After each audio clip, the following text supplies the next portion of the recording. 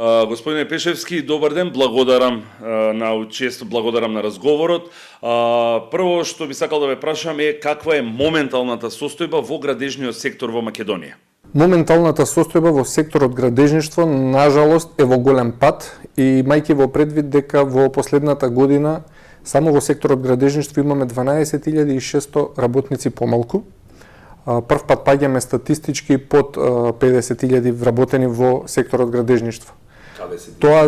Тоа значи дека тие 12.000 луѓе не се во други компании, туку се надвор од државата, и мајки во предвид дека останавме најназад, евентуално само пред Албанија, со минимална и со просечна плата, па така да и пред концептот Отворен Балкан, голем дел од квалификуваниот и високо квалификуваниот кадар се замина од државата, барајќи подобро парче леб во високо развиените западноевропски земји, меѓутоа и во голем дел од балканските земји, кои што е Црна Гора, Хрватска, Словенија, бидејќи далеку се со платите над нас.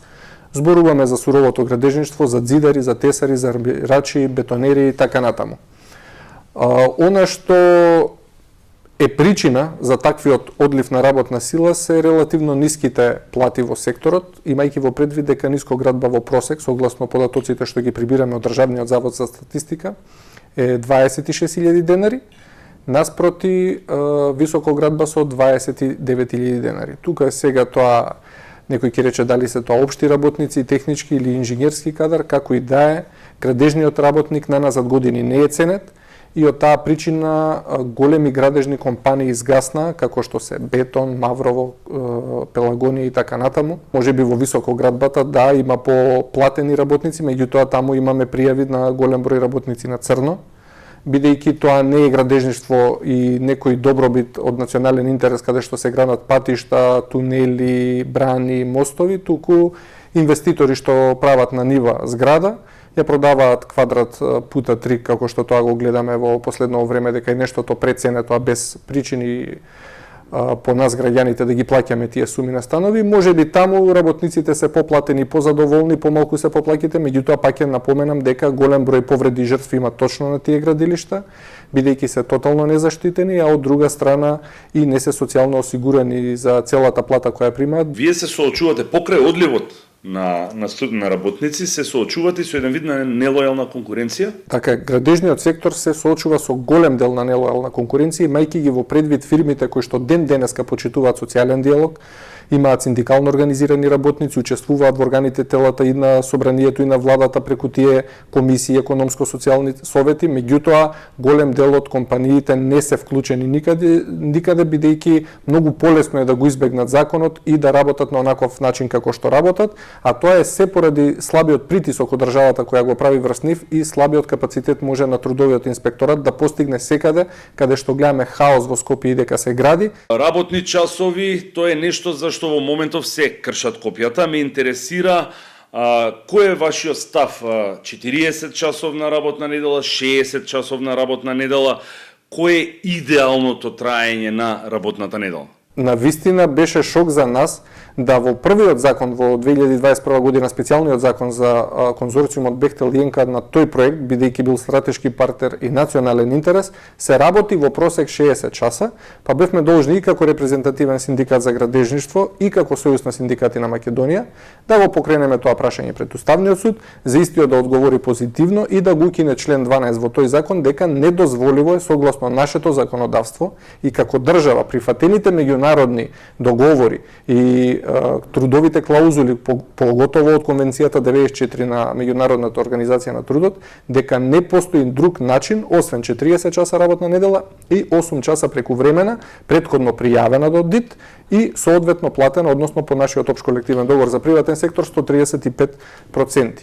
Тоа се укина на Уставен суд, за потоа да пробаат представниците на власта со договорот со Бехтел и ЕНКА некако да го изиграат и тоа, па на друг начин да ја префрлат вината на пратениците и да предложат повторно за нас исти закон. Бевте консултирани, дали учествувавте во консултации при изготвувањето на овие законски измени? Некој од пратениците што ги предложи измените во ЗР? Генералниот закон, што е закон за работни односи како работни групи од Сојуз на синдикати на Македонија, во други подзаконски акти на тој закон што требаше да се донесат како измени и дополнувања, или во законот специјален што беше правен за конзорциумот Бехтел Јенка, не бевме консултирани.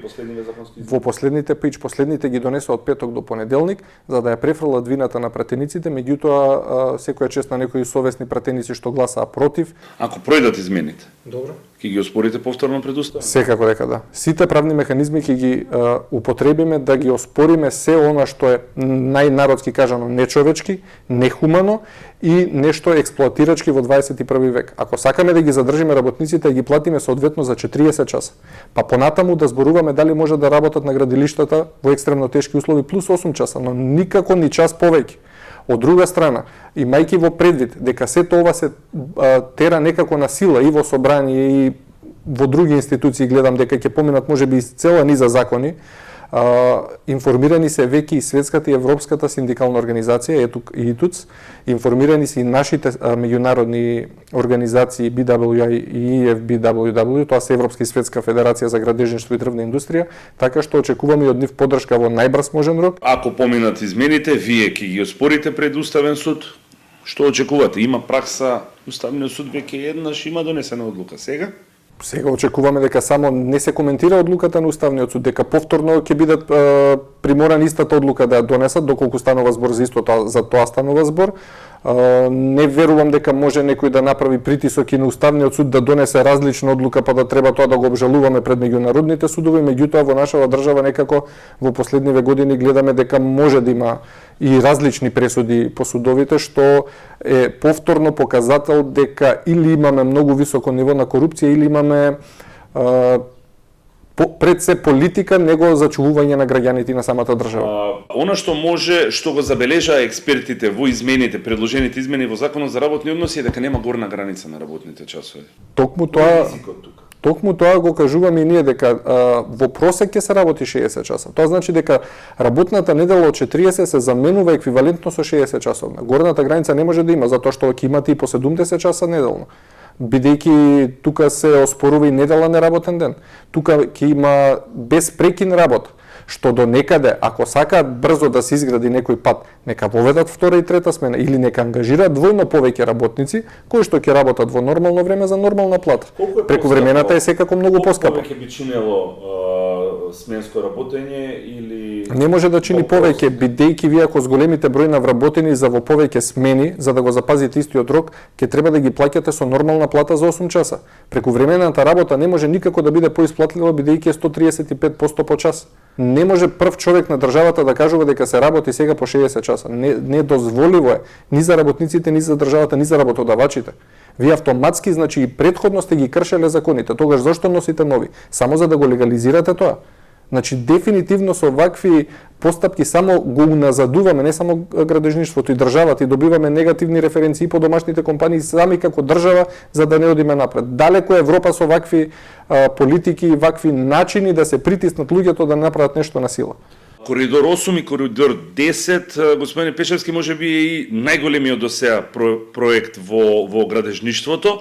Ме интересира, според договорот 51% се локални ресурси. Со речникот на градежништвото, што значи 51% локални ресурси? Нажалост, со речник на обичен градежник не го гледаме тоа дека 51% од парите ќе завршат во државата. Со 51% домашни ресурси само ќе ги отвориме вратите и ќе ги олесниме законите да не ги искористи Бехтел Јенка нашите ресурси, минерални суровини, цемент, бетон, што и да сака од самата држава. Претходно сме ги ослободиле од плаќање данок, згора на се им дозволуваме да увезат работници ефтина работна сила и нормално е да најголемиот дел од профитот го однесат надвор од државата. И не може да е делов на тајна целиот договор ако се работи за национален интерес. Нема поголем интерес од зачувување на граѓаните на државата. Тоа е национален интерес. Ако сме сите задоволни, да си пружиме рака и да градиме. Ние сме најзаградени, особено овој сектор што тоне и тоне. Бидејќи нашите контакти со државите од регионот кажуваат дека србите, хрватите, македонците се многу попродуктивни кога се платени отколку работниците од третиот свет земји. И тоа е нешто што треба претходно да го измерите, добро процените и дадете прво на домашната економија, а потоа и на странската. Благодарам.